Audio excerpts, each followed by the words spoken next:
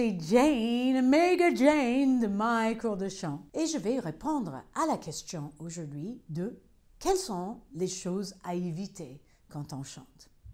Alors la première réponse à ça pour moi, c'est de forcer. Forcer dans tout sens du terme. Le ventre, la gorge, la mâchoire, de pousser.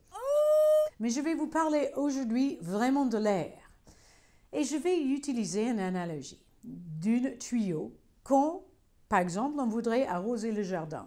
Non, on a le tuyau, on est en train d'arroser, on adore ça, les fleurs, tout prendre l'eau et ils vont être merveilleux. Et tout d'un coup, il n'y a plus d'eau.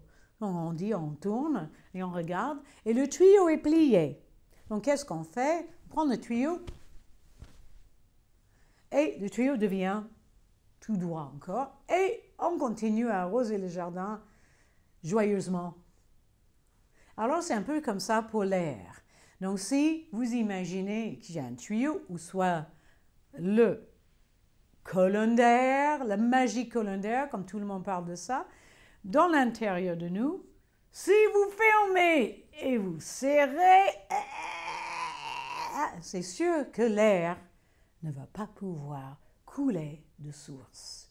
Donc, on dit toujours que l'air est circulaire pour le chant. Ça veut dire, quand ça s'en va, on le reprend, et ça s'en va, et on le reprend. Donc, la première chose à éviter en chant, c'est de vraiment forcer. De vraiment forcer. Ça, c'est vraiment, spécialement ici, de couper le corps en deux. Ça, c'est pas très bien.